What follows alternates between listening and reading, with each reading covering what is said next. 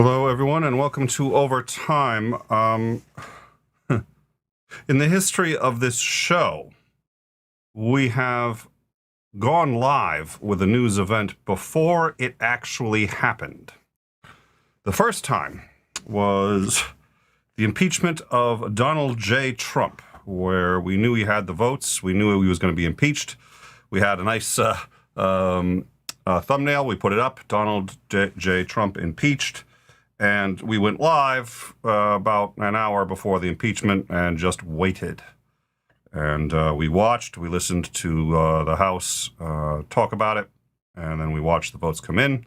And in the middle of the discussion, sure enough, he was impeached.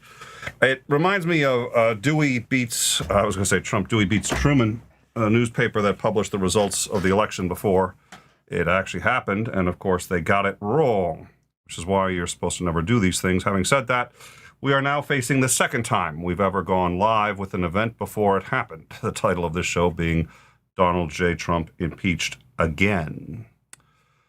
They have far more votes than they need. They need a majority to impeach him. Just having all the Democrats, they've exceeded that. And it looks like between 30 and 40 senators are going, Republicans are also going to flip and join. We don't know precisely when the voting is going to start. And so we have a rogue in the chat. If we could just sort of deal, I don't know how he got wrenched. Can nobody deal with him if he's got a wrench? We'll have to fix that at any rate. They let anyone in here nowadays. I hear he's actually he's coming up on a show on memory too. Oh my God, they are scraping the bottom of the barrel. I say they, I really mean we, of course, for guests. But, it is what it is. Just don't tell him I said that. Hopefully he's got the volume up real loud. At any rate, so we don't know when the voting is going to start, but we anticipate it is going to start soon. Unfortunately, I do have to take care of one or two other things. So what I'm going to do is I'm going to turn off my camera. I'm going to ostensibly mute. We'll see if I can get that right. There is a first time for everything. And leave it at this discussion. They're currently in debate. And, we actually, just to answer Titan, we actually now have a spot for her, the Oracle of the Couch. So the next time he's on as a guest, the Oracle of the Couch can also take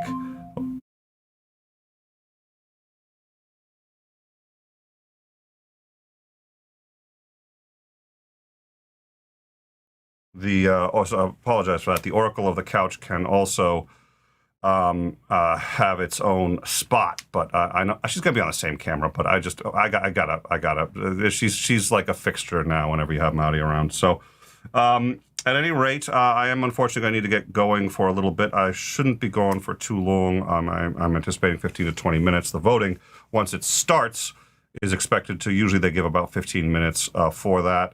So we will unmute this. This is the U.S. House of Representatives currently debating the impeachment of Donald Trump. We actually had a few decent, there was one or two decent arguments, I thought, against it. I am, of course, for it, but there were decent arguments against it. So we will unmute this, and I will be listening in, and I'll be in and out on occasion, and I should be back in a short period of time, hopefully before it's concluded. But once they start, we're going to keep an eye on what's going on. Yeah, we have a few. So, yeah, the president has actually, I think, tweeted from the POTUS account saying he wants there to be no violence. The Proud Boys are saying there will be and that they will show up. So has, what was the other one? Another boys thing. It's funny because boys used to be a derogatory term, and just as a side note, and this is going to sound completely but boy is a derogatory term. In fact, obviously it used to be used specifically in the South against African Americans.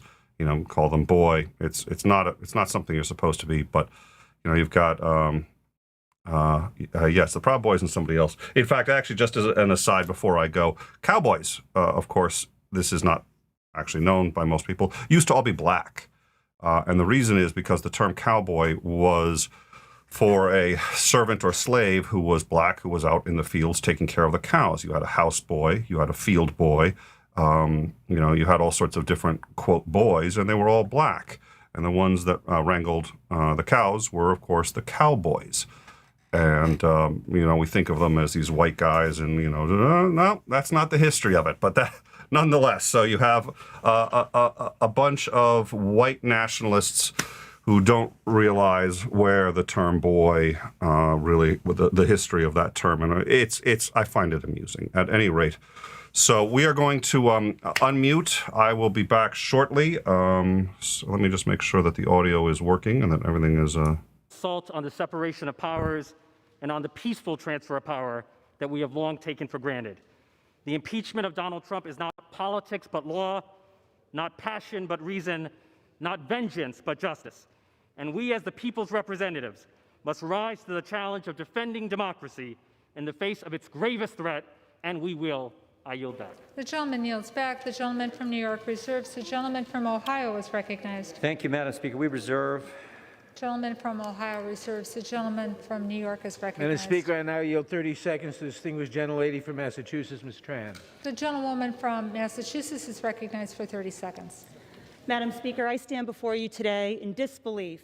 Disbelief that after the President incited a violent mob to commit an act of insurrection and remained silent as police officers were assaulted, the Capitol was ransacked, and members of this body fled for their lives, that there are still members of his party who refuse to hold him accountable. It's because of that inaction that there is only one path forward to put an end to this presidency. Donald Trump must be impeached, removed from office, and barred from ever holding the office of the presidency again. Thank you, Madam Speaker. I yield back. The gentlewoman yields back. The gentleman from New York reserves his time. The gentleman from Ohio is recognized. Thank you, Madam Speaker. We reserve. The gentleman from Ohio reserves his time. The gentleman from New York is recognized. Madam Speaker, I now yield 30 seconds to the distinguished gentlelady from New York, Ms. Velasquez. The gentlewoman from New York is recognized for 30 seconds. Madam Speaker, I rise in support of this resolution because in America, we hold power to account. In America, we do not succumb to violent insurrections incited by a head of state. In America, we do not turn a blind eye to high crimes and misdemeanors. No, that is not who we are. So today, as a sworn defender of this nation's Constitution, I will vote in favor of impeaching Donald J. Trump. I yield back. The gentleman from New York reserves. The gentleman from Ohio is recognized. Thank you, Madam Speaker. Could I again inquire the time remaining for each side? The gentleman has 10 minutes remaining, and the gentleman for New York has 9 3/4 minutes remaining. The gentleman from Ohio is recognized. I thank you, Madam Speaker. I would yield 1 minute to the gentleman from California, Mr. Malone. The gentleman from California is recognized for 1 minute. Ladies and gentlemen, welcome to the second annual impeachment show extravaganza, brought to you by the censors and left-wing media, the fact-checked ministers of shutdown and big tech, and the Democrat Party. Today, the second annual impeachment of President Trump isn't really about actual words spoken out of rally. No. This is all about, Madam Speaker, the unbridled hatred of this president. You use any extreme language and any process to oppose the core of what he has really fought for. You hate him because he is pro-life, strongest ever. You hate him for fighting for the freedom of our religions to not be persecuted by unfair mandates and limitations on speech. You hate him for not subscribing and shackling us with the religion of climate change and one-sided Paris Accords. You hate him for Israel. You hate him for defending our borders. You hate him for letting families and small businesses keep what they earn, for trying to keep the agents of government off their back. You hate him for putting America first, which is what I thought we do when we swear the oath. No, this shabby show isn't about a threat to our republic. This is the impeachment and muting of at least half of the American people. This is shameful and abuse of a process. The gentleman's time has expired. The gentleman from New I yield the York. gentleman additional 20 seconds. The gentleman from Ohio yields you Madam another Speaker, 20 seconds. 30. I pray people of all stripes wake up to this spectacle and exercise their rights to put a stop to it through free speech and through fair elections. I yield back. The gentleman yields back his time. The gentleman from Ohio wishes to reserve. The gentleman from New York is recognized. Madam Speaker, I now yield 30 seconds to the gentlelady from Florida, Ms. Wasserman Schultz. The gentleman from Florida is recognized for 30 seconds. Thank you, Madam Speaker. I rise to support the impeachment of President Donald J. Trump for seditious acts against America. To overturn the 2020 presidential election, Trump incited a violent assault on Congress, a treasonous betrayal of our nation. This criminal incitement left us with 5 dead, including a police officer, a desecrated Capitol, and a second constitutional crisis. His acts show contempt for the rule of law, the Constitution, and the foundation of any democracy, a peaceful transition of power. President Trump is a clear and present danger to American lives and democracy, and he leaves us no choice but to immediately remove him from office. Thank you. I yield back. The gentlewoman yields back. The gentleman from New York reserves. The gentleman from Ohio Thank you, Madam is Speaker. recognized. Yeah, thank you, Madam Speaker. I would yield 90 seconds to the gentlelady from Tennessee, Ms. Hirschberger. The gentlewoman from Tennessee is yielded 90 seconds. Thank you, Madam Speaker. I urge my colleagues to vote against impeachment of our sitting President, Donald J. Trump. You can tell the American people that this is a vote to impeach upon the grounds of inciting violence and insurrection, but the American people see a double standard. They see a standard applied to those on the left who commit violence, and they see a standard to those applied to the right who commit violence. The American people see this, and they understand it. I've been here all of 1 week, and what I see instead of lawmakers who are truth seekers, I see lawmakers who are power seekers. And that's never good, never good. What a shame, what a shame. The American people are watching to see how their elected officials respond at this moment in history. Will you vote to mend, or will you vote to further divide this country? I'm urging you to use this opportunity to be the leaders the American people are seeking for such a time as this. God help us as a nation, and I pray that God will keep his hand upon the greatest nation that the world has ever seen. I yield back. The gentlewoman yields back. The gentleman from Ohio wishes to reserve his time. We do, The Madam. gentleman from New York is recognized. Madam Speaker, how much time do we have, please? The gentleman from New York has 9 1/4 minutes. And Ohio has 8 minutes. The gentleman from Ohio, 8 minutes. Thank you. Gentleman from New York. Thank you. Madam Speaker, I now yield 30 seconds to the distinguished gentleman from North Carolina, Mr. Butterfield. The gentleman from North Carolina is recognized for 30 seconds. Madam Speaker, President Trump's incitement to violently overturn the results of a free and fair election is an attack on our rule of law. Any president, any member of Congress who obstructs the Electoral College or attacks judges and the court system where there's no evidence to support their contentions undermines the public's trust and confidence in the judicial process. How do my Republican colleagues expect ordinary citizens to respect and trust the courts in civil and criminal matters all across this country? Think about that as you make this decision. Vote yes. The gentleman's on time the has article of expired. The impeachment. gentleman from New York wishes to reserve. The gentleman from Ohio is recognized. Madam Speaker, we reserve. The gentleman from Ohio reserves. The gentleman from New York Madam is Speaker, I yield recognized. 30 seconds to the distinguished gentlelady from California, Ms. Roybal Allard. The gentlewoman from California is recognized for 30 seconds. Madam Speaker, I take no joy in voting to impeach President Trump, but this president has blood on his hands in the wake of this attempted coup. The fact remains no president of the United States is above the law, and this president has sadly violated his oath to support and defend the Constitution of the United States against all enemies, foreign and domestic. As members of Congress who have taken that same pledge, it is our duty to take this action and impeach this unfit and dangerous president.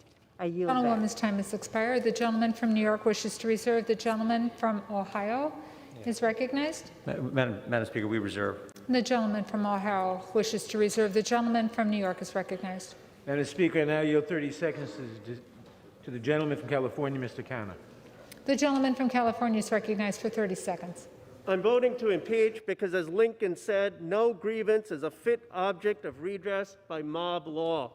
But we must recognize that our hard work begins to address the real grievances and despair in left-behind communities. To be worthy of this capital that we hold sacred, to fix our broken windows and broken communities, let's finally commit to investing trillions in creating good jobs in healthcare, in education, and infrastructure for communities and places that are hurting. The gentleman yields back. The gentleman from New York reserves. The gentleman from Ohio is recognized. Thank you, Madam Speaker. We reserve. The gentleman from Ohio wishes to reserve. The gentleman from New York is recognized. Madam Speaker, I now yield 30 seconds to the distinguished gentlelady from Alabama, Ms. Sewell. The gentlewoman, Ms. Sewell, is recognized for 30 seconds. Madam Speaker, I rise today to support impeachment. I do so with a heavy heart and a lasting and searing memory of being in this gallery, the People's House, right up there, fearing for my life. And why? Because the President of the United States incited others to be violent, a mob of insurgencies in this House. It's unacceptable. It led to the killing of 5 Americans. Blood is on this House. We must do something about it. I ask that we move from stopping the steal to healing, but healing requires accountability, and everyone must be accountable. Who is that? Gentlewoman's time has expired. The gentleman from New York wishes to reserve. The gentleman from New York wishes to reserve. The gentleman from Ohio is recognized. Madam Speaker, I would yield 1 minute to the gentleman from Alabama, Mr. Moore. The gentleman from Alabama is recognized for 1 minute. Madam Speaker, I'm fairly new here. Actually, this is my first floor speech. But I rise to oppose this impeachment. You know, I asked my staff this morning, I said, how many times in our nation's history have we impeached a president? Well, they said up until this president, only 2 times in our nation's history. So here we are, 7 days left in his first term, and we're going to impeach a president for what reasons? For what reasons? There have been no hearings. There have been no committees. We must defend the right and protect the process of impeachment. If we pursue this, from now on, from this day forward, impeachment will always be a political process. I ask my friends across the aisle, they always talk about healing. Healing. How do we come together as a nation? Since 2016, there has been hashtags going around in our nation that said, not our president. Resist, resist. Members across the aisle have said things in public to have supporters of this president attacked and demeaned. Thank you, Madam Speaker. The gentleman from Ohio wishes to reserve. The gentleman from New York is recognized. Madam Speaker, I now yield 30 seconds to the distinguished gentlelady from Illinois, Ms. Schakowsky. The gentlewoman from Illinois is recognized for 30 seconds. Last Friday, I sent a letter to my constituents telling the story about the violent attack on our Capitol building, which is really like the temple of our democracy. I have now taken the oath of office, the same oath of office that the President of the United States has taken, that all of us here have taken, and he has been the orchestrator of this attack. It is time to hold this president accountable. It is time, and history demands that we impeach The gentlewoman's Donald time Trump has for the expired. second The time. gentleman from New York wishes to reserve. The gentleman from Ohio is recognized. Thank you, Madam Speaker. We would reserve. The gentleman from Ohio reserves. The gentleman from New York is recognized. Madam Speaker, I yield 30 seconds to the gentleman from Connecticut, Mr. Himes. The gentleman from Connecticut is recognized for 30 seconds. The words have almost all been said. Search your soul, consider your oath. And I add 4 more words. Reflect on your legacy. My friends, which way is history flowing right now? Will Donald Trump join the pantheon of Washington, Lincoln, Roosevelt, and Reagan? Or will his 33% approval ratings and the condemnation of principled Republicans consign him to the heap of reviled demagogues with Joseph McCarthy and Andrew Johnson? Where he goes in history, you go in history, unless today you make a stand. I yield back. Yields back. I would like to remind members to please direct their remarks to the chair. The gentleman from New York reserves. The gentleman from Ohio is recognized. Thank you, Madam Speaker. We reserve. The gentleman reserves. The gentleman from New York is recognized. Madam Speaker, I now yield 30 seconds to the distinguished gentleman from Hawaii, Mr. Carolan. The gentleman from Hawaii is recognized for 30 seconds. Madam Speaker, as a member of our armed forces, now a member of Congress, I have taken and given the oath of office many times. I will support and defend the Constitution against all enemies, foreign and domestic. On January 6th, the president violated this oath, inciting violent and deadly insurrection. Our sacred oaths are hollow without accountability. We must hold this president accountable, remove him from office, ensure he can never hold public office again. I urge my colleagues to do the same. This oath has to matter. Mahalo, and I yield back. New York. Recognized.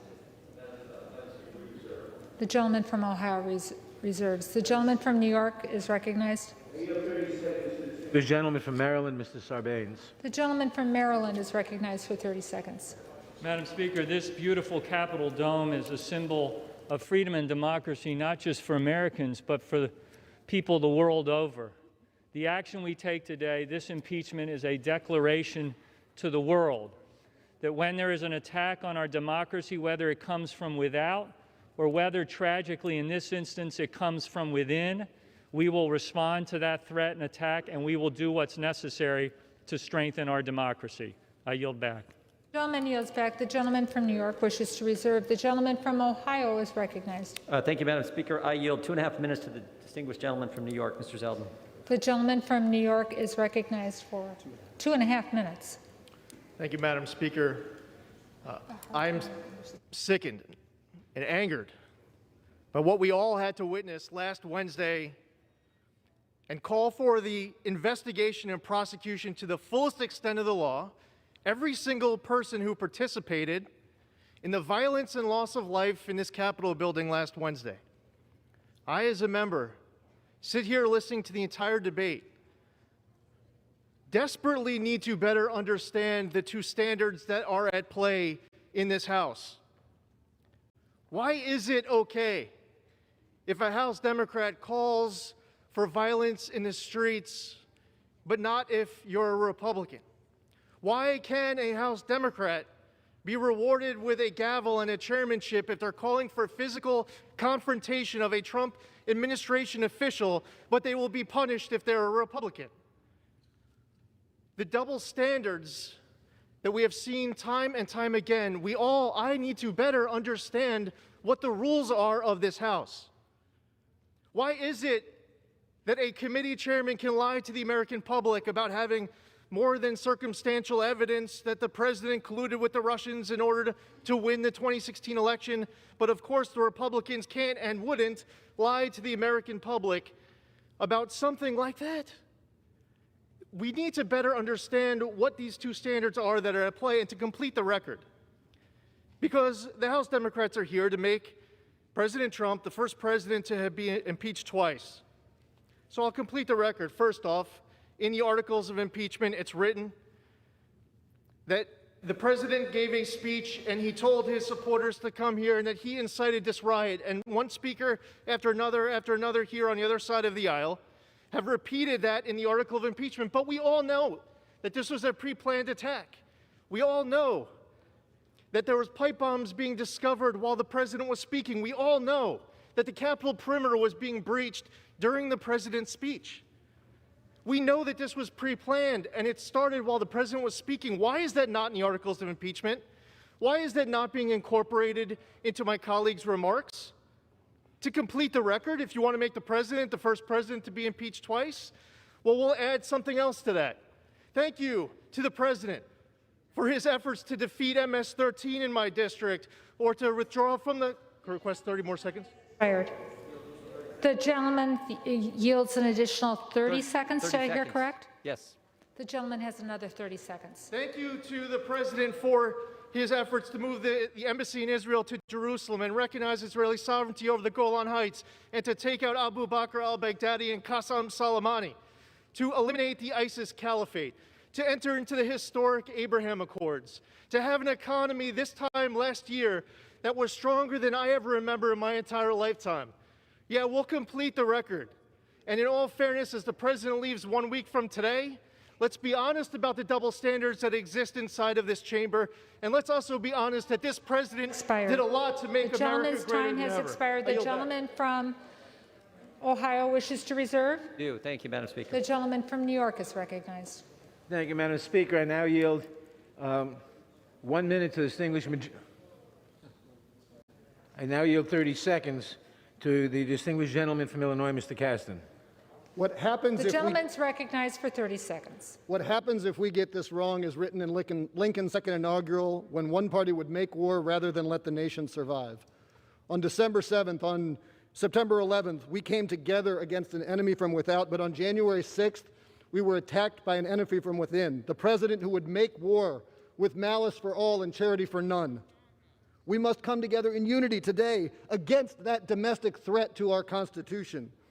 The alternative is too unbearable to contemplate. We must impeach, bipartisanly, unanimously, if you have the soul.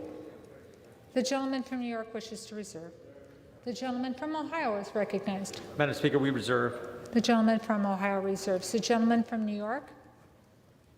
Madam Speaker, I now yield 30 seconds to the distinguished gentlelady from Texas, Ms. Fletcher. The gentlewoman from Texas is recognized for 30 seconds. Thank you, Madam Speaker. I rise today in support of the article of impeachment and in opposition to the gaslighting that is masquerading as debate in this chamber today. I was in this chamber when the president assembled and unleashed a mob to attack the United States Capitol and the United States Congress, the elected representatives of the people. By doing so, he incited an insurrection against our representative democracy itself. If that is not an impeachable offense, then what is? Thank you, Madam Speaker. I yield back. The gentlewoman yields back. The gentleman from New York reserves. The gentleman from Ohio is recognized. Madam Speaker, we reserve. Gentleman from Ohio wishes to reserve. The gentleman from New York is recognized. I now yield 30 seconds to the distinguished gentlelady from Michigan, Ms. Tlaib. The gentlewoman from Michigan is recognized for 30 seconds. Thank you, Madam Chair. In Michigan's 13th, we proudly speak truth to power, even in the face of a racist in chief. Those who incited an attack on the People's House do not get to talk about healing and unity. They have torn this country apart. They have stoked the fire and then handed the gasoline to Donald Trump. Dr. King once said, "True peace is not merely the absence of tension. It is in the presence of justice." Today, we must embody those words, and we must understand that peace must be centered in truth and action.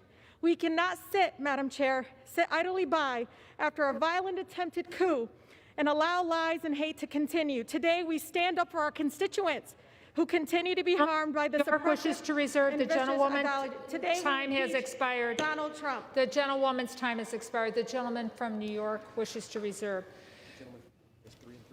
And the gentleman from New York has 3 3/4 minutes remaining. From Ohio has 4. And the gentleman from Ohio is recognized. Thank you, Madam Speaker. I'd yield 1 minute to the gentleman from North Dakota, Mr. Armstrong. The gentleman from North Dakota is recognized for 1 minute. Thank you, Madam Speaker. What happened last Wednesday is an absolute tragedy. And not only are we part of dealing with it now, we were part of it then. But when emotions are frayed and tensions are this high, process matters more.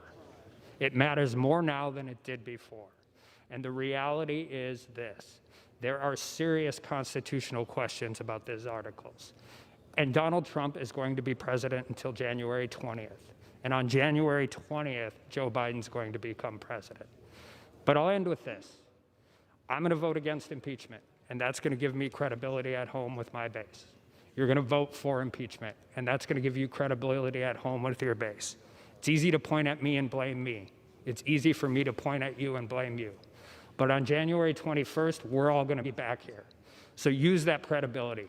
Go back and talk some hard truths to your people. I'm going to do it, and we need to do a better job. And with that, I yield back. The gentleman yields back. The gentleman from New York reserves. The gentleman from Ohio reserves. The gentleman from New York. Madam Speaker, I now yield 30 seconds to the gentlelady from North Carolina, Ms. Manning. The gentlewoman from North Carolina is recognized for 30 seconds. Madam Speaker, this president has repeatedly lied to the American people about his election loss. He incited his followers to attack our democracy, resulting in 5 deaths. His dangerous efforts to derail the peaceful transition of power were a violation of his oath of office. This president is unfit to lead our nation and unable to discharge his duties of office. I call upon my Republican colleagues to speak the truth to their supporters and join me in holding President Trump accountable by voting to impeach. I yield. New York reserves. The gentleman from Ohio is recognized. Thank you, Madam Speaker. We reserve. The gentleman from Ohio reserves. The gentleman from New York is recognized. Madam Speaker, I yield 30 seconds to the gentleman from Indiana, Mr. Mervan. I didn't hear where it was from. The gentleman from Indiana is recognized for 30 seconds. Madam Speaker, since the events on January 6th, I spoke with a group of ministers from Gary, Indiana, and they told me how they are praying for unity and justice in our nation. It reminded me of the moment when those of us who were on the House floor on January 6th were huddled together in a secure room after the attack. The House chaplain, Kiblen, led us all in prayer. Let us remember that moment. Let us rekindle that prayer for those 3 minutes when we were all united to preserve our democracy and justice. I support the article of impeachment so that we can move forward to do the work that our constituents sent us here to do. With that, I yield back. Has expired. The gentleman from New York reserves. The gentleman from New York has 2 3/4 minutes remaining. The gentleman from Ohio has 3. The gentleman from Ohio is recognized. Madam Speaker, we reserve. The gentleman from Ohio reserved. The gentleman from New York is recognized. Madam Speaker, I now yield 30 seconds to the gentleman from Massachusetts, Mr. Moulton. The gentleman from Massachusetts is recognized for 30 seconds. Madam Speaker, there are more troops right now in Washington, D.C. than in Afghanistan. And they are here to defend us against the Commander-in-Chief, the President of the United States, and his mob.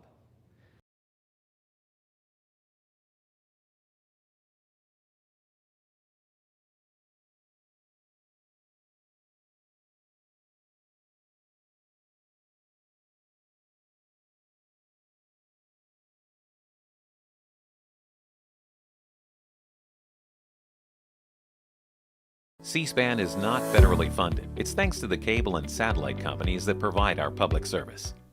The gentleman from Ohio wishes to reserve. The gentleman from New York is recognized. Madam Speaker, I yield 30 seconds to the gentleman from Texas, Mr. Vesey. The gentleman from Texas is recognized for 30 seconds. Madam Speaker, let's be clear about one thing. If we were on the eve of a Republican president being sworn in, and his Democratic predecessor had said the same thing that this president said and incited his followers, his mob, to descend up on the Capitol, we will be joining them, not making comparisons, because guess what? I don't care about no base. I care about this democracy and this country. And what happened the other day should never happen again. And we need to stand up and say and do the right thing. The gentleman's time has expired. The gentleman from New York reserves. The gentleman from Ohio is recognized. Madam Speaker, the Republican whip is prepared to close for us whenever that is appropriate, so we'll reserve until that's time. The gentleman reserves. Madam Speaker, I now yield 30 seconds to the gentlelady from Texas, Ms. Jackson Lee. The gentlewoman from Texas is recognized for 30 seconds.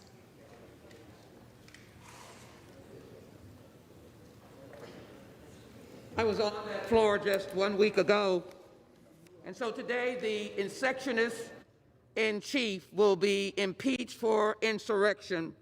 It is because he failed to defend this nation against all enemies, domestic and foreign, and he stood down near the White House and told a mob of domestic terrorists to go and show your strength, be strong. You can't gain anything because of weakness.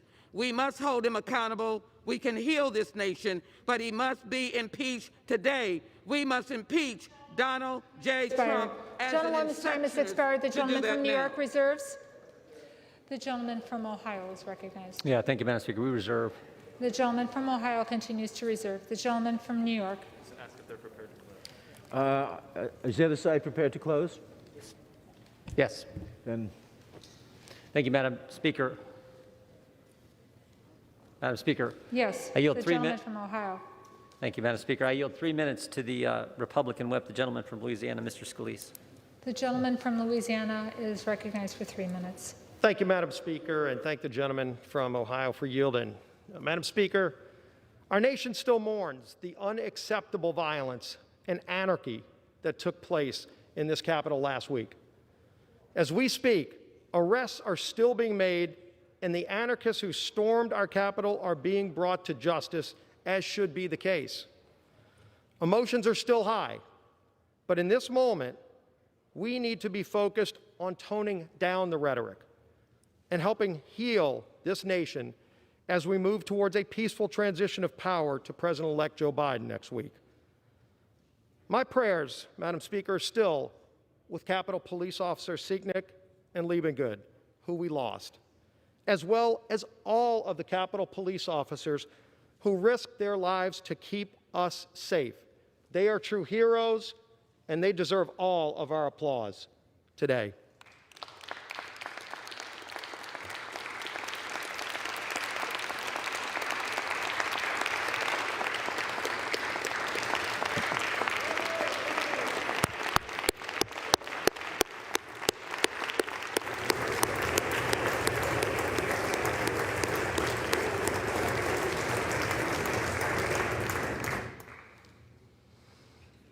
Madam Speaker, I've seen the dark evil of political violence firsthand, and it needs to stop.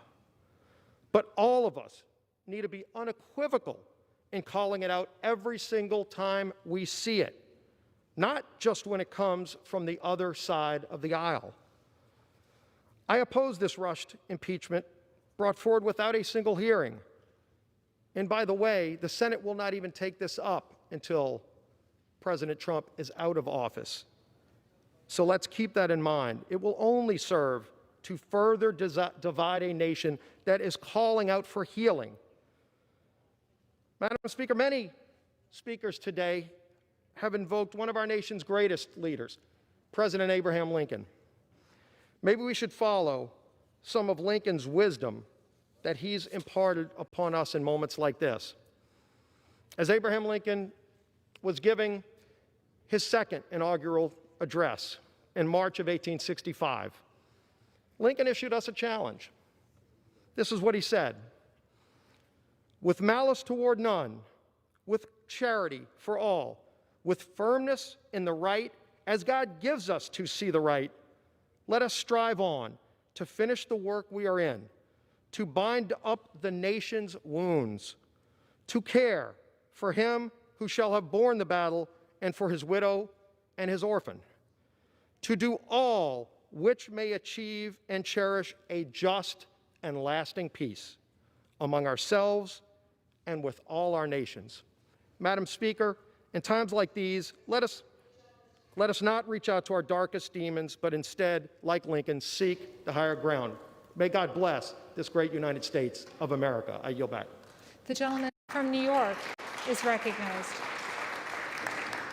And the Speaker, we can have all this, but we have accountability too. I now yield our remaining time, 1 minute, to the distinguished Majority Leader of the House, Mr. Hoyer. The majority of the leaders recognized for 1 minute. I thank the chairman for yielding.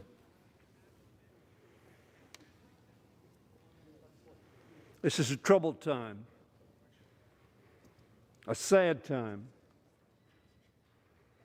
It is a time where all of us have stood almost to a person and lamented the violence and the assault on this Capitol and the assault on democracy itself.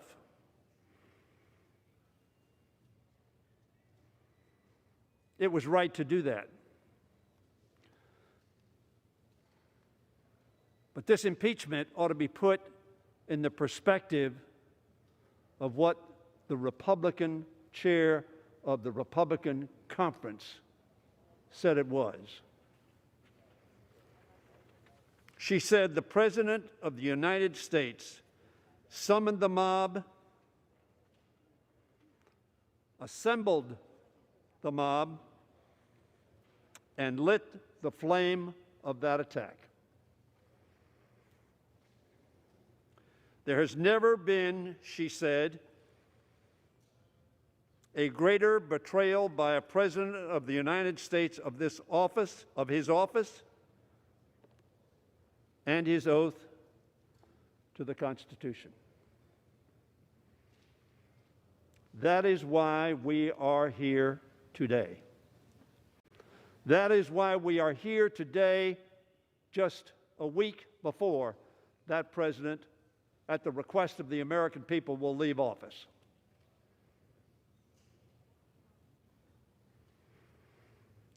And the issue is, what do we do?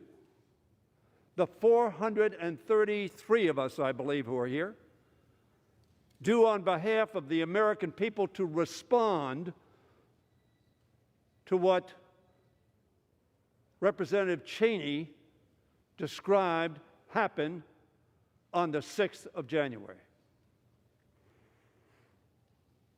A mob assembled by, summoned by, and then spoken to light the flame of the attack.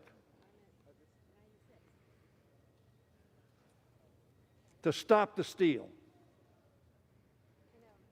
As we sat here, exercising our constitutional duty, and to his great credit, the Vice President of the United States following the Constitution of the United States of America, notwithstanding the fact that he was opportuned by the President not to do so. That mob sent by the President to stop the steal did so for a few hours. Not the steal, but the constitutional duty that we had. And so we ask ourselves, what do we do? What is our responsibility? What should we say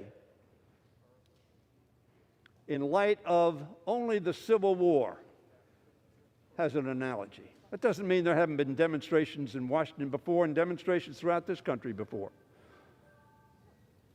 But it is the first and only physical presence other than the 9/11 attack on this nation, which came from abroad and had a plane aimed at our Capitol dome. This attack was not from abroad. It was, as Liz Cheney said, summoned, assembled, and inflamed by the President of the United States of America, who in Liz Cheney said words that there has never been a greater betrayal by a President of the United States of his office and his oath to the Constitution. I pride myself as a member of this Congress who for 40 years has worked in a bipartisan fashion with many of your leaders, and do to this day. But are we to remain silent in the face of Liz Cheney's saying this was the greatest betrayal of the duty of the President of the United States in history? Are we to stand silent? Will we stand silent? Will we not stand up and say, this is not acceptable? Madam Speaker, for 4 years, Donald Trump has made no effort to hide his ambitions or his lacking of Republican principles. Not our principles, but the principles that Abraham Lincoln was just quoted as having said. Your president, our president, has never displayed those in the 4 years he's been President of the United States. He has allowed little constraint on his worst inclinations. His desire for autocracy and his glorification of violence have not been tempered, but rationalized by those who sought to profit financially and politically from their proximity to power. Upon the foundations of virtue, reason, and patient wisdom laid down by George Washington as our first president, Donald Trump has constructed a glass palace of lies, fear-mongering, and sedition.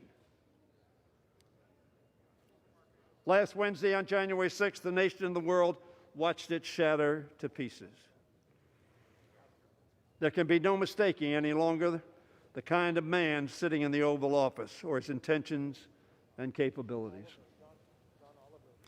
The curtain has been pulled back. The office to which he was elected could not temper or reform him. Washington's legacy was passed down to us not as written decrees. Mr. Speaker, the House is not in order. The gentleman's correct. The House will be in order.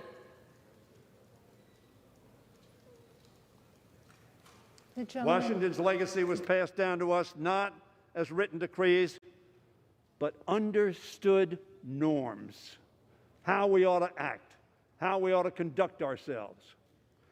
Term after term, each occupant has observed those norms out of a recognition that our Constitution's articles are not the only preservative of our democracy. For more than 2 centuries, Madam Speaker, whenever those norms were tested and strained, good and virtuous citizens on both sides of the aisle found common purpose in reaffirming those norms.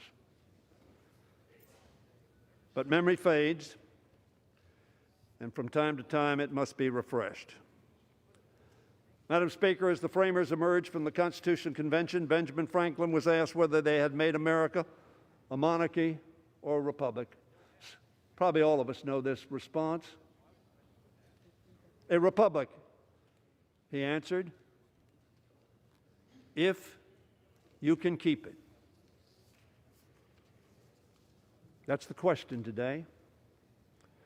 If we can keep it. And the way we keep it is to say no to actions and words that do not promote the keeping of that republic. For millennia, people have understood that a republic is only as stable as, and lasting as the citizens and leaders who commit themselves to its upkeep. This president has shown us he's not committed to that project.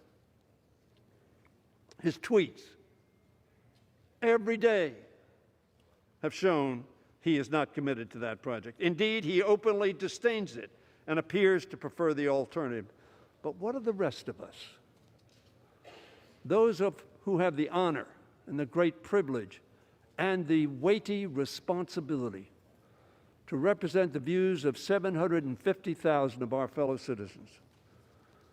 We in this Congress have an opportunity, no, a duty, to demonstrate our commitment, both as leaders and as citizens, to keeping America a republic.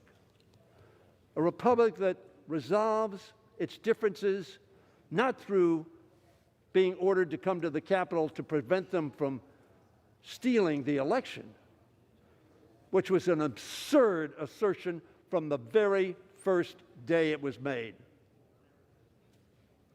We cannot erase the last 4 years, Madam Speaker. We cannot turn back the clock, but we can look to the ideals and principles inherited from great presidents like Washington, like Jefferson, and yes, certainly like Abraham Lincoln and Franklin Roosevelt, and from outstanding Americans like Frederick Douglass, Harriet Tubman, Susan Anthony, Cesar Chavez, Martin Luther King, Thurgood Marshall, our beloved John Lewis, and yes, RBG, Ruth Bader Ginsburg, who taught us a lot about equality and inclusion.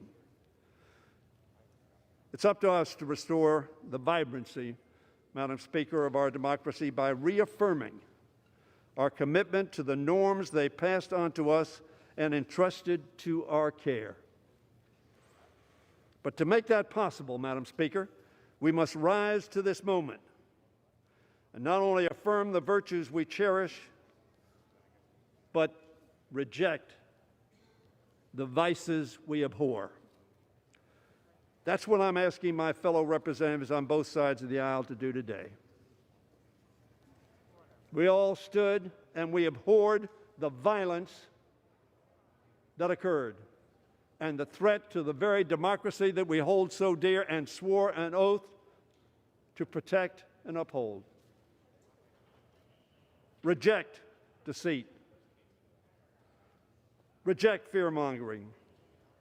Reject sedition, tyranny, and insurrection. Reject the demand for fealty to one man over fidelity to one's country. When I addressed the House during the debate over the articles of impeachment in December 2019, I said the following: we need not ask who will be the first to show our courage by standing up to President Trump. The question we must ask: who will be the last to find it? Senator McConnell, Representative Cheney, a number of other representatives who have spoken on this floor with great courage, Madam Speaker, because there is much fear of Donald Trump. There's much fear of Donald Trump's tweets. There's much fear of Donald Trump's retribution for opposition. In my view, Donald Trump demands absolute loyalty and gives none in return. I hope others will join Liz Cheney. I hope others will be honest with themselves and with their constituents. As Liz Cheney was saying, there has never been a greater portrayal by a President of the United States of his office and his oath to the Constitution. Don't dismiss that.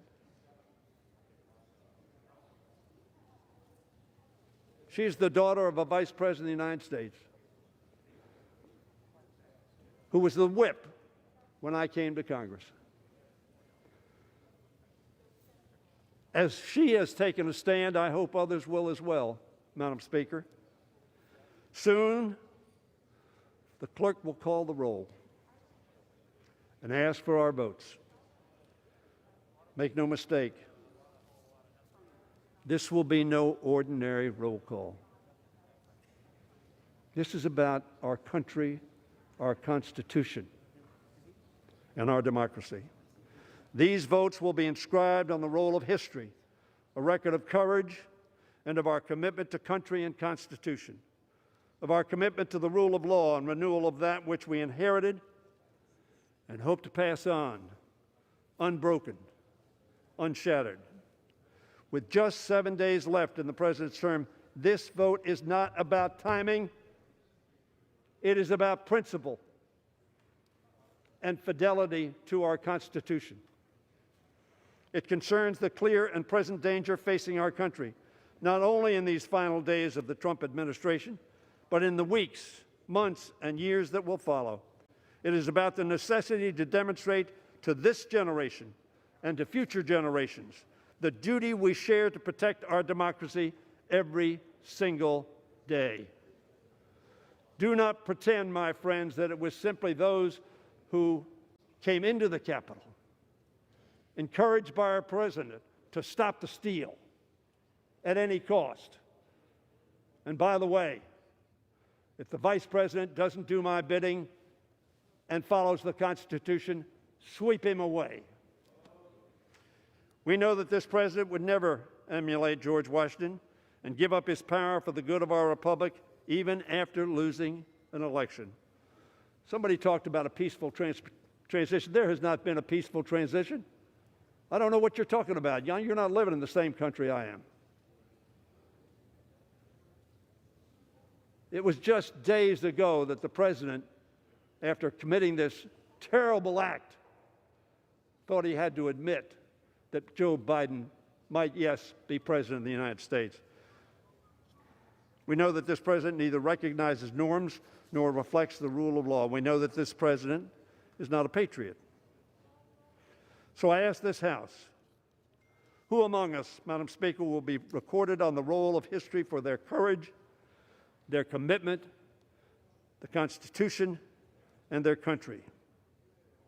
We do this today not for politics. We don't need this for politics. Georgia showed that. There was no mistake in this election. We do this today to preserve and protect this great democracy. We do it for the America we love, our America the beautiful, whose founders' sacrifices we praise in song. Oh, beautiful for heroes proved in liberating strife, who more than self their country loved, and mercy more than life. Sadly, Madam Speaker, as our current president, the appropriate words would be, who less than self his country loved, and victory more than truth. Vote for this, for America, for our Constitution, for democracy, for history. I yield back the balance of my time. All time for debate has expired. Pursuant to House Resolution 41, the previous question is ordered on the resolution. The question is on adoption of the resolution. Those in favor say aye. Those opposed say no. In the opinion of the chair, the ayes have it. The gentleman from Ohio is recognized. For what reason?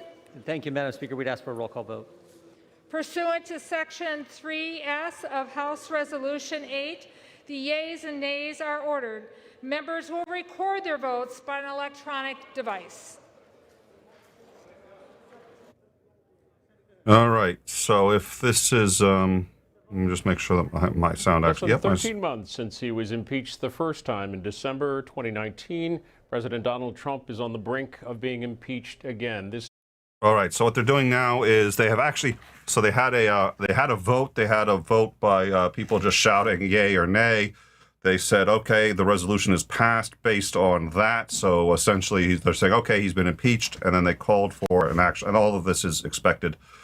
They called for an actual roll vote. So they have 15 minutes.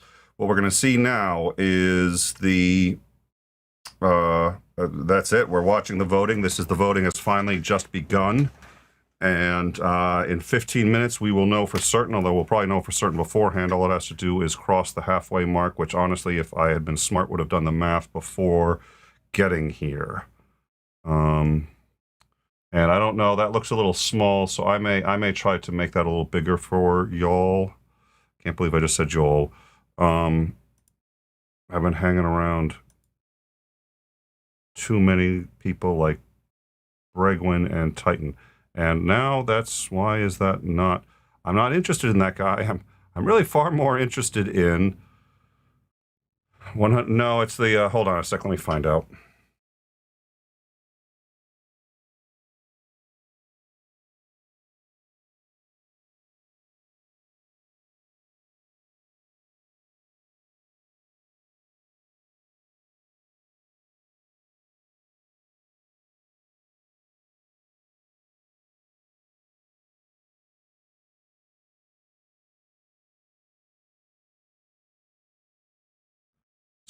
So I think it's 218, I think is the number we're looking for, 218, so not 188. I think it's 218. It would be nice. Okay, there it is. So if we cross 218 on the yays, it's done.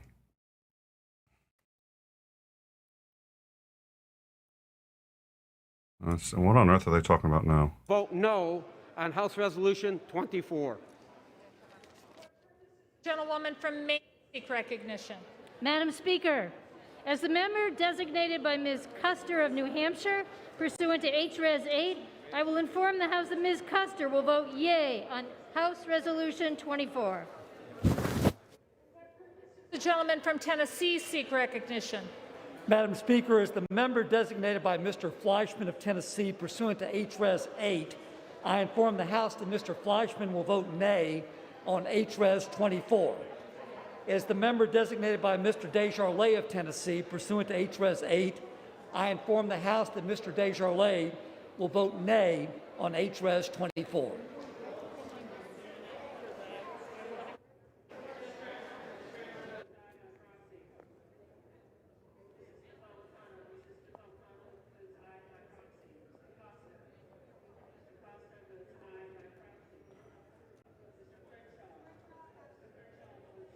All right, make that a little bigger for all y'all. I can't believe. The gentleman from New Jersey seek recognition.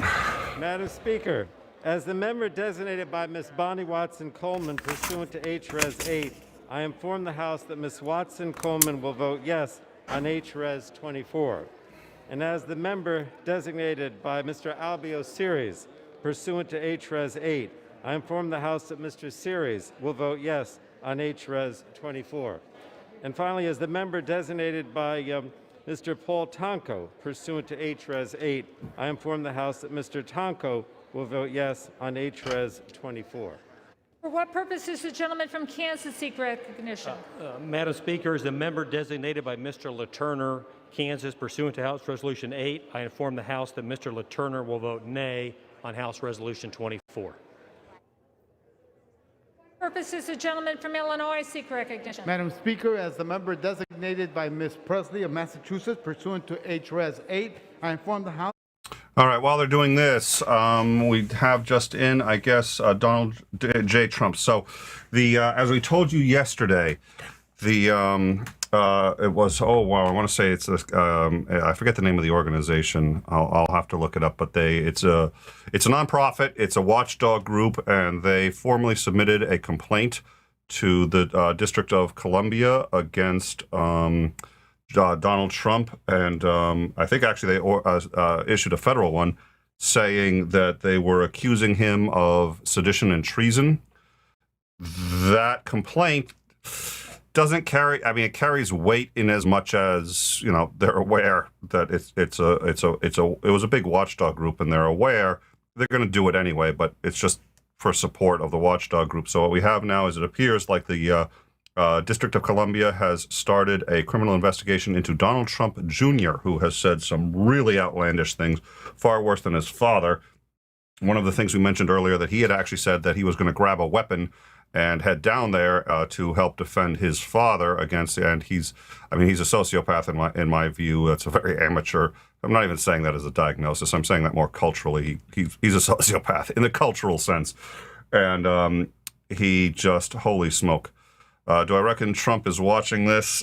He and his spawn, I don't know. He may. The conclusion is pretty foregone, so I don't know that there's any point. He's probably watching something up. His spawn will be, yes, lawyering up. Thank you. So, yeah, these are all the proxy votes. These are the senators who have been allowed to vote for another senator because they didn't arrive for whatever reason.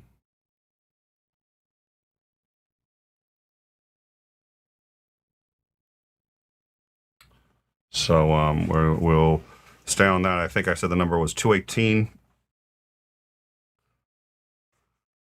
It's very hard to sort of predict ahead of time. You know, it looks right now like, hey, they're doing a great job and the numbers are up. But, well, actually, no, it looked like more Republicans had voted than Dems, but it looks like it's about the same number. Now, there are more Dems in there. So the question is, how many Dems vote nay? And if none vote nay, there's no way this can't. The Dems have enough to pass it themselves. And since no Dem wants to be lynched, I think they're all going to vote yes. It would be quite shocking if any of them vote no. So what you're going to see, I suspect, is just based on the Dems, this is going to pass, but a number of Republicans are voting. And that's important. The fact that any Republicans are considering voting yay on this means that they're not afraid of showing that they're not standing with Trump. Their vote is symbolic. Any Republican voting yay on this is symbolic because the Dems can and will pass this on their own. So the fact that any are willing to do it tells you a lot. Oftentimes on votes like this.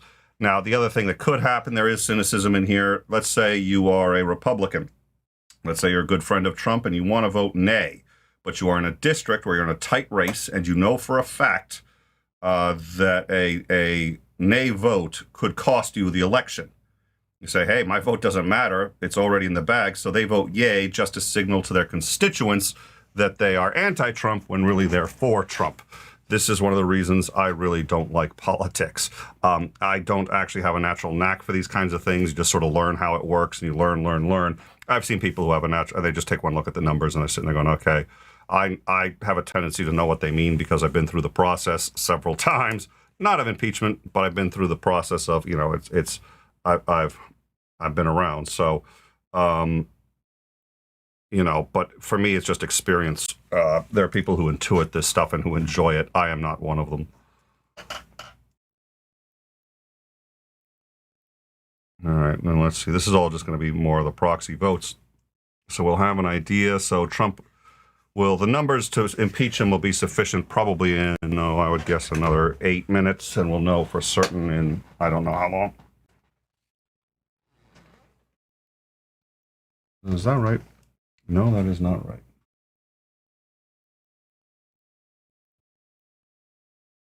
There we go. Ooh. Yeah, that reset. Okay. Thank you.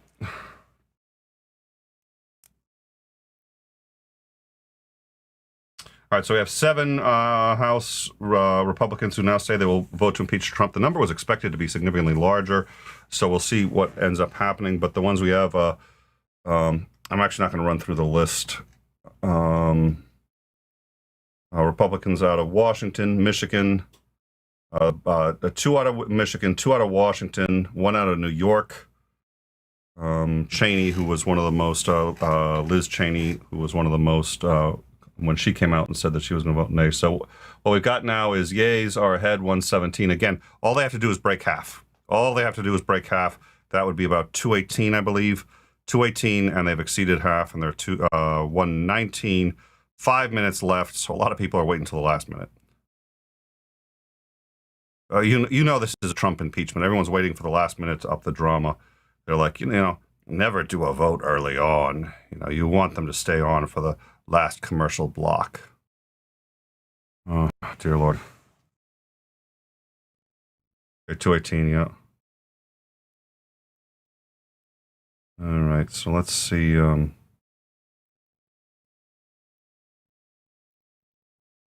I didn't realize the proxy voting continues after time expires, although that makes sense.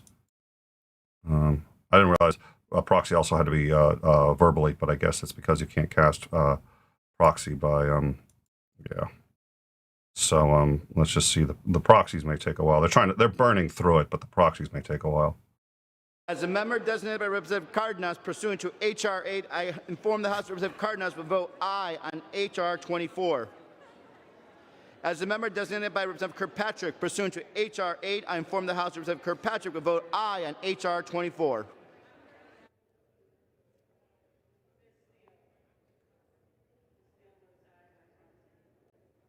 I just on the motion to agree to pass the pending motion of agreeing on the resolution to deny the previous resolution, which agreed that we do not concur with the following. Oh dear Lord, you need a degree in logic and like just to sit down and figure out what they're saying half the time.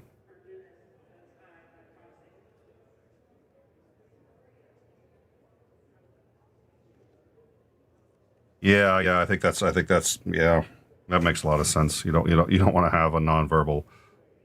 You want to know who's saying that they're casting a vote for somebody for somebody else, as opposed to if they just press a button. They all have buttons on the thing. If you just press the button, you don't know who pressed the button, and then it's easy to do an end run around the system. So that makes sense. But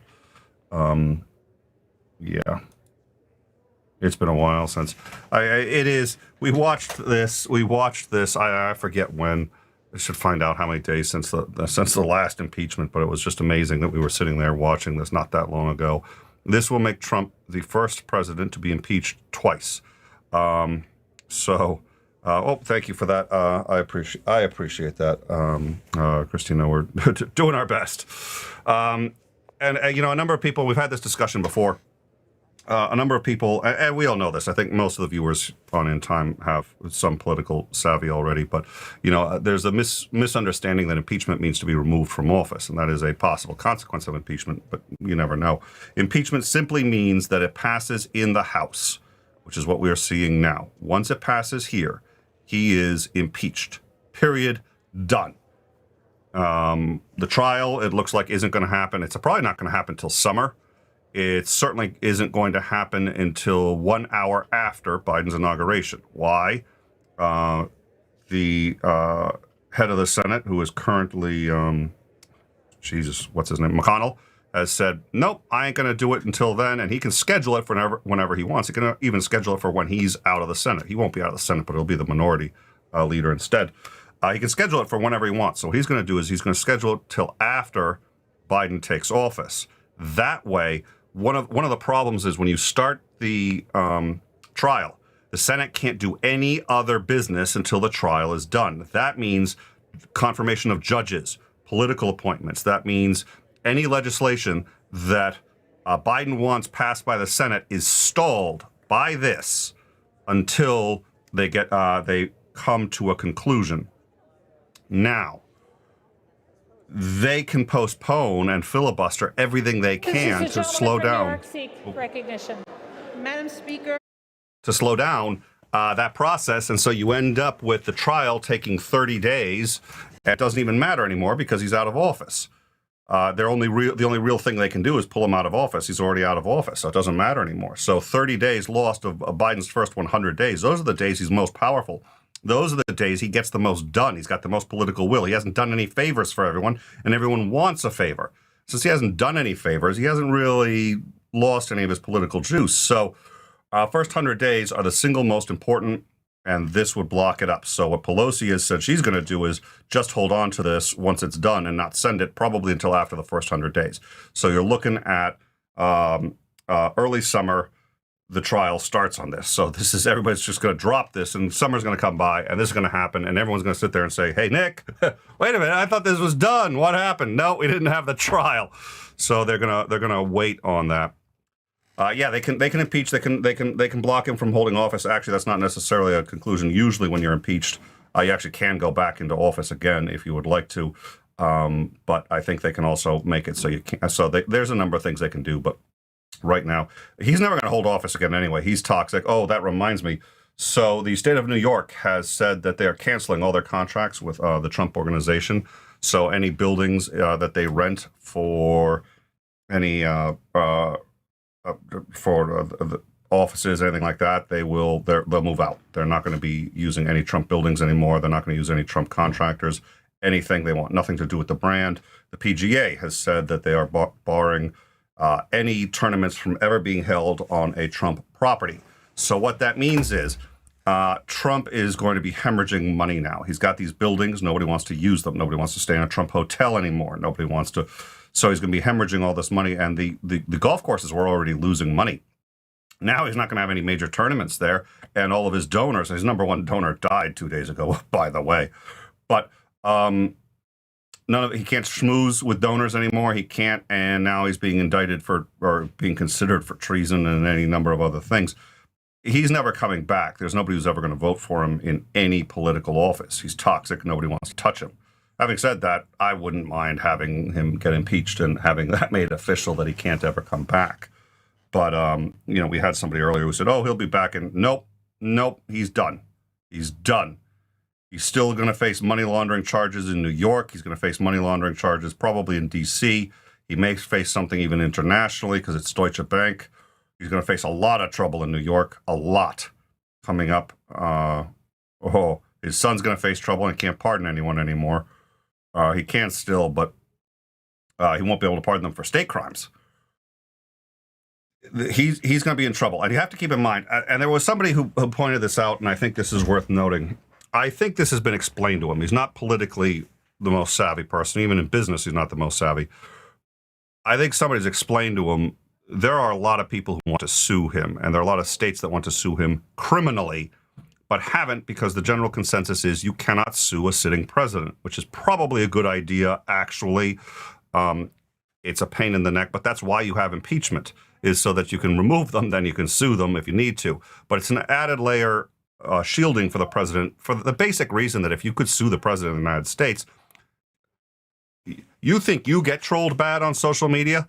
How many frivolous lawsuits would be filed against the president of the United States just to have your name on the docket with him? So you can't sue him. And that's a problem in many cases, but it's the way our system works. Mueller, one of the things that people may not realize, one of the things that Mueller did was he involved the state's attorney general of all of the states that were involved in this in his entire investigation. They have copies of all of his notes, stuff that wasn't even put in just his notes for making his report. They have it all. So they know everything that Trump has done. They have all the evidence they need, and they can sue him as soon as he's out. They can't touch him until he's out, but they can sue him after he is, and he can't pardon himself for these things. So, and Mueller did it explicitly in case Trump decided to pardon himself. So at this point, what you've got is a number of states, probably 3 or 4, and D.C. that are going to sue him probably within a year of coming out. A number of businesses that are going to sue him after coming out, and a huge hit to his ability to make money. And my suspicion is he's going to have a tax liability problem within 2 or 3 years when the IRS finishes their audit. So you're never seeing him again. He's in phenomenal trouble, and the consensus is that's one reason he really that's the biggest reason he wanted to stay president. That's the biggest reason he wanted to stick around.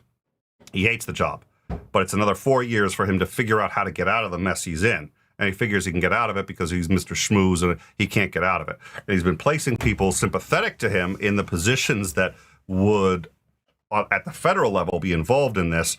But he's been interrupted in that process, and he's going to be denied 4 years of insulating himself. I think he's well aware. He is in very big trouble in regards to the law, and he's been trying to make it so when he gets out, he can be okay. I don't think he's come even close to that. He's going to get sued. He's going to get sued big time. He's going to get sued by states for crimes that will land his ass in jail. I think a year from now, you're going to see a very different Trump than anything we've ever seen, and he will not recover. There's no recovering from this. None. So that's my view.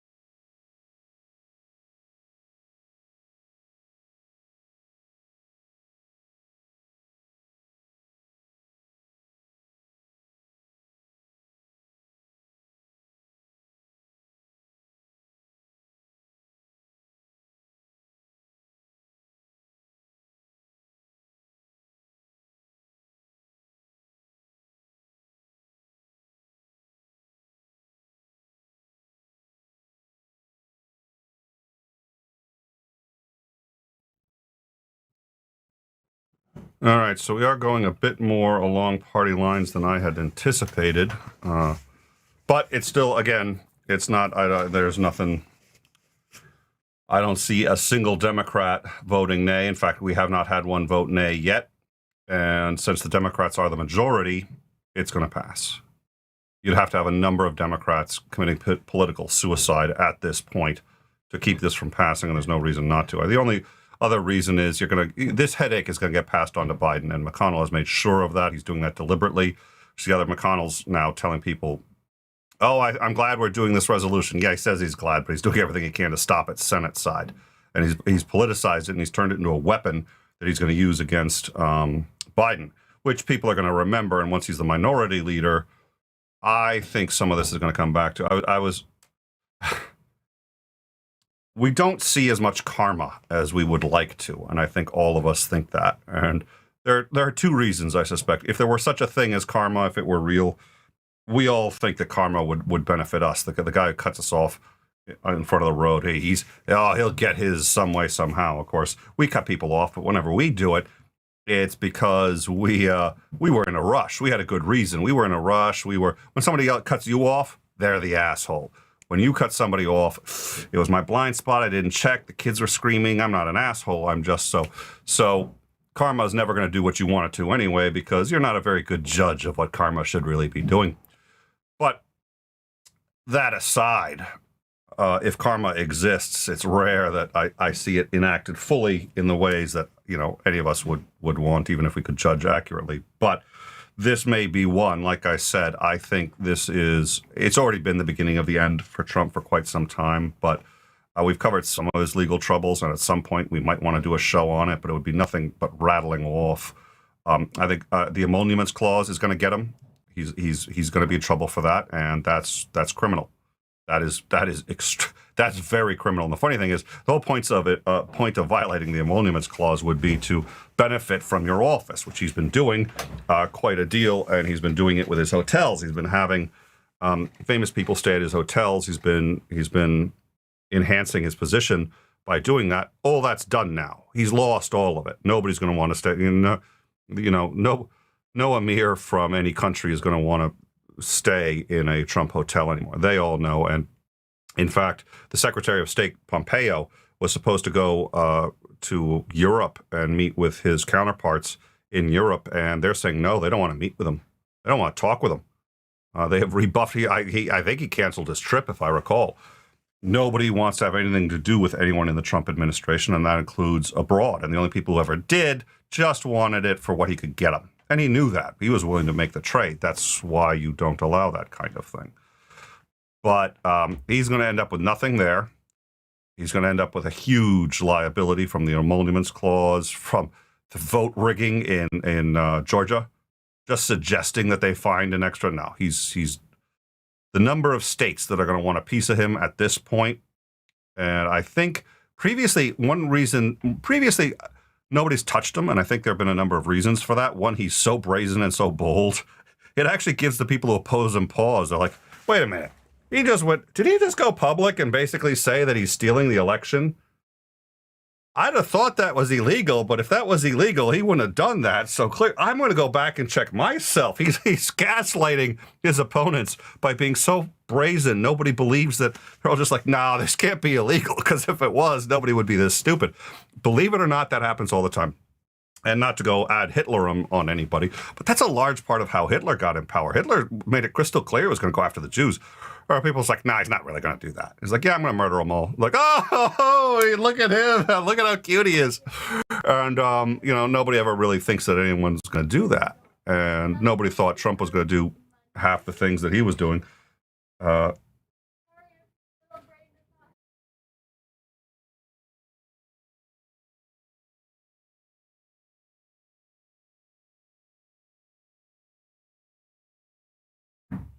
All right, so they nobody ever thinks that anyone's going to be so brazen or do these things, and he was going around doing them, and nobody really challenged him. And the very few people who challenged him got their ass handed to them, and that's from senators who opposed him in the primaries to Ted Cruz, who I think is also going to get what's coming to him, because quite frankly, he has destroyed his career to protect the very man that accused his wife of being a hooker, his father of being involved in the JFK assassination. I mean, these are things that he either said or seems to have fomented through his contacts in the publishing industry. There's what he did to Cruz. And I felt sorry for Cruz when it happened. Now I'm just like, you know what? You fucking deserved it. If you're going to forget, and if you're going to do what you're doing now just for your own political career, I think he deserved it. It's rare I say that. I don't like myself just saying that right now. I'm like, but then I remember what Cruz has done now to enable Trump. And this country is trying to come together, and this country is trying to stop the violence. Cruz is still making it worse. And he's on a sinking ship. Oh, dear Lord. So we are at 2:08. That's 10 more. And it's done, and they easily have 10 more Dems who haven't voted. So the Republican vote is up to 9 yays. And we will see where that lands. But yeah, I'm expecting a few minutes. It is taking a little while. But if you have a couple of guys who have multiple senators they represent in one shot, it'll be done. So it's minutes away. Now, it's actually, I'm going to say he's been impeached when he hasn't yet. It's not until they close the vote, and then somebody has to come out and they basically certify it. Somebody says, I hereby declare that the motion passes. The motion passes. It goes to Pelosi and all that other stuff. But, all the other voting's been done. They just have a push button. You can do it. And there was, you just push a button and you do it. But there have been times when, and it's illegal. It's completely illegal. They do it anyway, which is, if somebody can't make it, a friend of yours votes for you. They're not supposed to do that. And then there was CNN or somebody caught an image of a guy who, he knew his friend couldn't vote, so he's voting for his friend. He's voting for another guy. And he takes his cane and reaches over, uses his cane and whacks the button. And it's just like, oh, dear Lord. It's wildly illegal. But, it's the number of things that's illegal that we all do every day anyway, like the small, day walking, stuff like that. There's the jetsam of laws that we just sort of don't think about and just break because it's convention for all of us, for every American. Not the least of which is, of course, speeding. But that one is like they've clamped down after CNN just did this thing like they're not supposed to be it's illegal to vote for somebody else. And they're just like because they can't show up and because it's boring to sit there. So they have your party will have 1/10 the number of required people there, and they just do the voting for everybody because nobody wants to fucking show up because you think it's boring. Insider tips, so do they.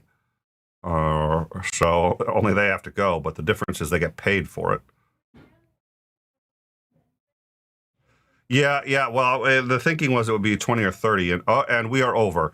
So at 220 votes, it is now it's now official. It's not official, I suppose, but we now have a sufficient number of votes. President Donald Trump will be impeached as soon as this closes. He is, for all intents and purposes, now impeached. This makes him the second. Well, here's the other interesting thing. He's the first president ever to have been impeached twice. This country, in its entire history, has only had 4 impeachments. Donald Trump now represents half of them. It took over 250 years to get 2 impeachments done, and this president's had another 2 all by himself. Just this one presidency doubled the number of impeachments, and this last one is on incitement of insurrection, which is probably one of the most serious charges you could levy against any U.S. citizen, let alone a standing president. So the number of Republicans is now up to 10. We're going to continue, obviously, to see more votes come in. It looks to me, just by looks to me like there's about 15 votes outstanding, I think. So we'll see a few more trickle in, but it's done. So, wow. Let's see. So far, it's the yay votes have been Cheney, Gonzalez, Hera Butler. I'm not going to say Bueller, but Kate oh Jesus. I want to slow down. It's just, I'm dyslexic as all. I'm really, so it's hard enough to read material I haven't prepped. Let me just try. That's why for the rundown, I made it. B, I read it a couple of times so I can actually read the thing. But somebody sends me something. Whoa. Okay. I can't even get my glasses on now. This is. Let's see. Newhouse, Rice, Upton, Kinzinger. Okay, so we got so the biggie is Cheney. She was the third ranked member. So the fact that she was willing to do it and that she also told people she was willing to do it was a really huge deal. And I think the thinking was that more Republicans would come in on that. But the other side is it doesn't necessarily benefit them. The vote's going to happen the way it's going to happen. So all you're doing is you're telegraphing or virtue signaling, what it is you intend to do. So, or where you stand, one of the other interesting things, and it's cynical, but this is what happens. One of the things that you see is they figure out exactly how many votes they're going to get.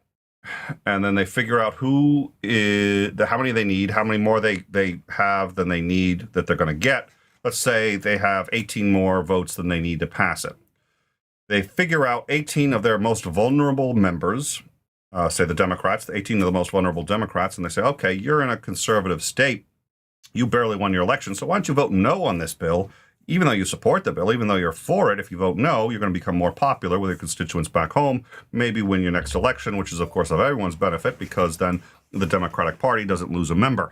And so they say, okay, great. And so you have a lot of members voting things that they don't agree with, knowing that it's still going to pass the way they want it to, but they get to virtue signal to those back home, well, hey, I voted against it.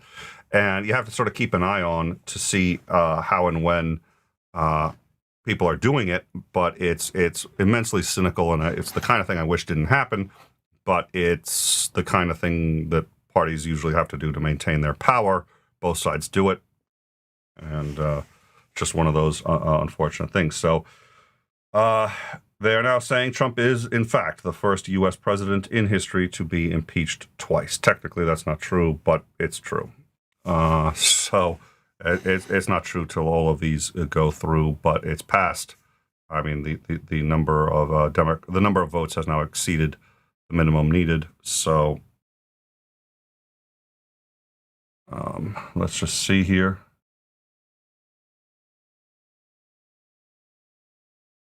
I'm not sure I understand. I'm not sure. Yeah. Hold on one second, folks. So that's it. At this point, you can go tell your family President Donald Trump has been impeached by the House of Representatives on the charge of inciting insurrection. This makes him the first president to be impeached twice. And it means of the 4 impeachments in the U.S. history, half of them have occurred against Trump in a single administration. We had talked about who is the worst president, and I think the worst president in history. I had mentioned Nixon only because I don't believe it's Nixon, but a lot of people do because it's easy, because he had so many legal troubles. People sometimes go with Jackson, a few others. Usually they're ones you've never heard of, too. There's like, wow, that guy was president? Okay. Those are the ones that people usually go for. It's going to be very easy, I think, for a long time to say who was the worst. None of them have ever had this. So I think it's for those of you who I've told this story before, and people know this who have watched the show really much at all. I did cry the night he won. I was stunned. I didn't think it was possible. And I cried because I didn't think I lived in a country that could vote for someone so obviously unqualified, so obviously hated immigrants, so obviously just inspired anger and hatred, and the worst in this country, including the notion, the one that I think one of the ones that bothered me so much, that we should go kill the families of terrorists. The only way to say that is to not think about what you're saying. So if a man goes out and commits terrorism, we go kill his father, we kill his brother, we kill his wife, we kill his children. Well, that's the family. And in some cases, they don't even know what the guy did. But I'm sure we're going to make that distinction with our smart bombs as we blow up the guy's house. Now, his argument was, well, it's the only way to deter them. Well, that's true. It works. But that's what Pinochet said. That's what Putin says. Putin's tactics work. That's why he uses them. Doesn't make them right. And it never crossed my mind. I always knew, I guess, intellectually that he could win, but I didn't really think it would happen. And when he did, I'm sitting there going, the country that I live in, enough citizens thought that he was our guy, that he could win. And he was so obviously all of these, I couldn't, it took me a long time. It took me weeks to wrap my head around it. I didn't use the term president with him for 2 years. This does not fix any of it, quite frankly. Nothing's going to fix it. We can get past it, and we can move on, and we can make a better country and get over it. And Biden's not going to be the best president we've ever had, although compared to this, I suppose he may seem. I think he's going to do a good job, and I think the evidence is he's going to do a good job. And he's got his head on straight, and he knows what to do. But we're still going to see violence. We're still going to see the effects of this for years to come. But this is the first time this country has really said he's crossed a line. He's really far, so far that the people's house, the house that speaks for you and I, has now convicted him of, well, I shouldn't say convicted, that's inappropriate. They have successfully impeached him on inciting insurrection. So he will be, I think, 100 years from now. He's got what he wanted. He will be in the history books 100 years from now. I just don't think it's the way he wants. And the fact that he cares more about his image and being seen as a winner than anything else does give me at least some solace, because today that's really been taken away from him and he's never getting it back. And I think he's just going to keep having it taken away. Sponsors are leaving, friends are leaving, and I think there isn't going to be very much left of him or his legacy by the time this is done. And even his own children, if they are what I would judge them to be based on what I've seen, they'll abandon him too. They'll abandon him too. Because he taught them to. He taught them to. So once again, President Trump has been impeached. First president ever to be impeached twice. I think we're going to carry this for another few minutes. And then we may just sort of wrap it up. There is a lot of stuff on our Discord. A lot going on there. We'll drop a link to that. But I'm on the Discord frequently. I'll probably hop on the Discord in a few minutes after this show. But you're going to see us there. You're going to see discussion topics on just about anything you would want to talk about. But certainly also sort of the latest news is always kept up to date on the Discord. I think it's sad that we had to end this way, that his presidency had to end this way. I don't see many other ways it could have ended, and I think it was inevitable pretty much from day one. And to those who say, wow, we never saw this coming, like, well, either you are a complete idiot, which I don't think most people are. I don't.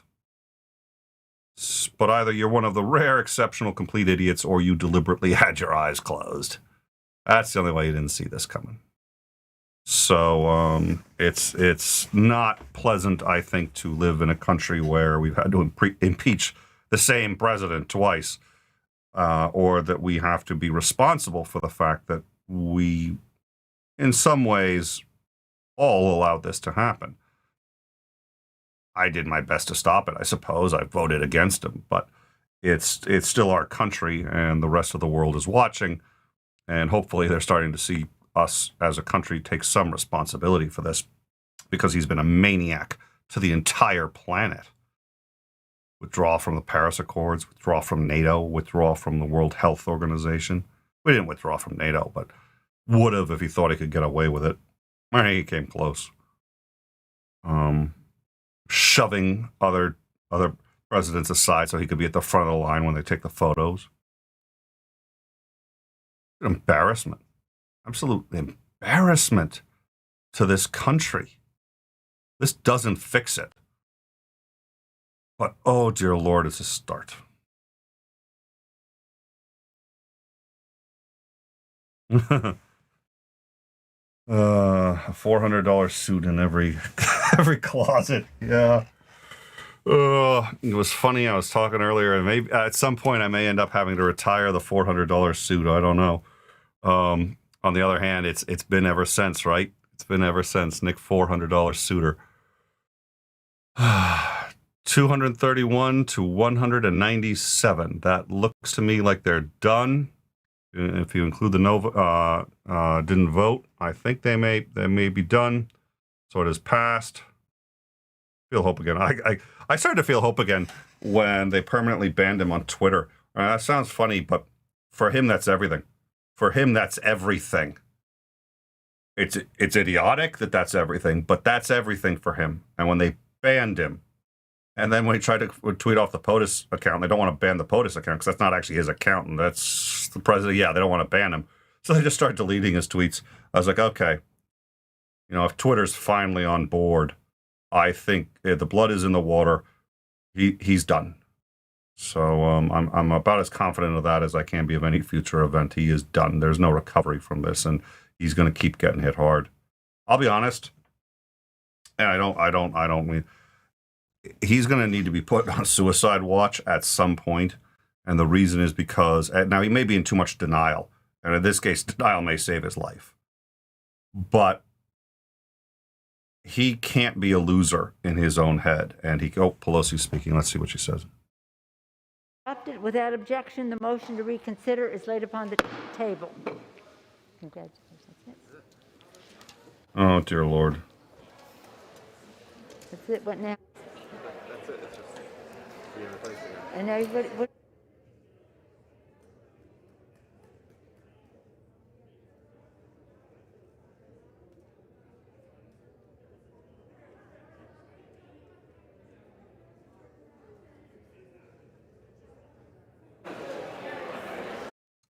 I've seen a number of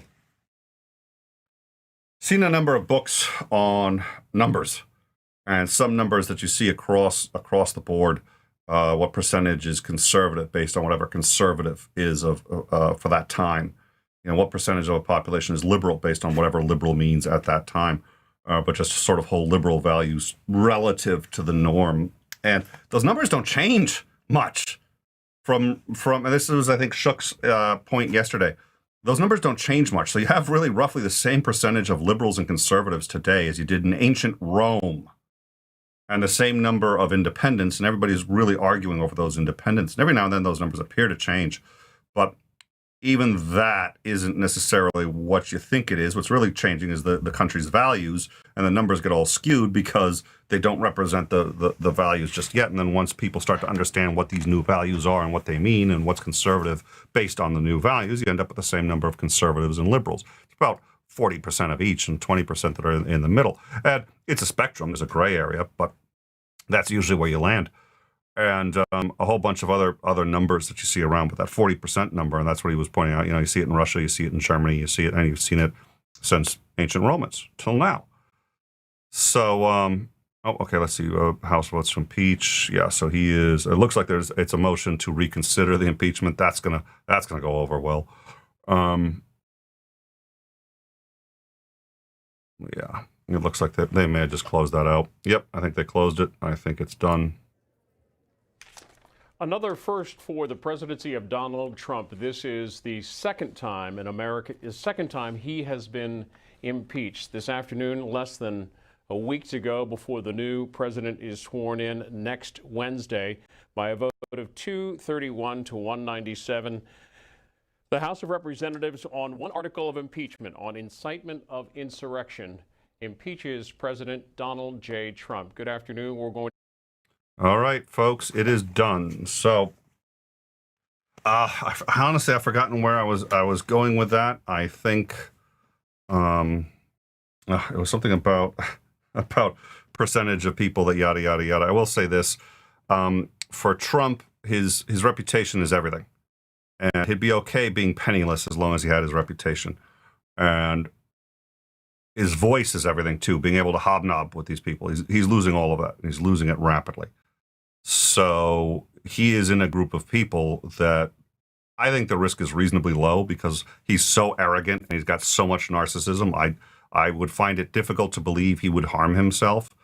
But nonetheless, anyone who cares about him, and that seems to be about the number of people he could fit into a closet at this point, should keep an eye. Because the kind of losses and blows that he is only beginning to take, because once he gets out, it gets bad.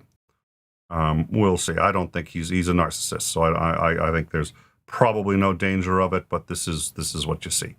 So that's everyone. That's it. I think. I'm not sure. I'm going to quickly check out the live chat. I'm not sure, other than people making fun of my $400 suit and my running platform. I think that. I don't see much there. I am getting a whole bunch of messages, and I assume most of them are, hey, did you know? Yeah, that's basically. Oh, Jesus, yeah. Yeah, my notifications on my phone have blown up. Jesus, I got 20 notifications on that thing. All right. Well, thank you all for joining us. We are going to be, I don't know that we're going to come back tonight. There is some stuff that I would want to cover on overtime, but honestly not so much that since we've already done a show today, and obviously most of overtime would be discussing the impeachment. So we may not do an overtime tonight. If there's something big, we will. We always do. So otherwise, I'm going to go head to our Discord. If you don't have the link and haven't been down there, check it out. There's a lot of people down there. It's I've heard a few people say, okay, well, they got to do the phone verification. We don't get your phone number, and that goes to them. But the reason we do that is just to make sure that we there's accountability, and so we kick out people who are causing trouble, and that makes, I think, for better discourse. So come on down. I think you're going to find some good people down there, people you're going to want to chat with and hang out with. A lot going on. I'll be down there. We will be doing an overtime tomorrow, assuming that the news continues, which I think it will. And I think on the 16th, we're going to have to be prepared for a lot to go on. There's already been some discussions of that and warnings of that. We'll discuss it on the next overtime. But it's clear that a lot of people are upset, and there is a percentage. And I guess that may have been where I was going. There's always a percentage of the rogue elements on both the left and the right. But the ones on the left now have been given a voice. And that voice is Trump, and they want to be heard. They are no longer being heard, so it's going to do what people who aren't being heard do. So we're going to keep an eye on that. But until then, thank you all for joining us, and I will see you on the Discord in hold on a sec, probably about 5 minutes. Thank you all for joining us.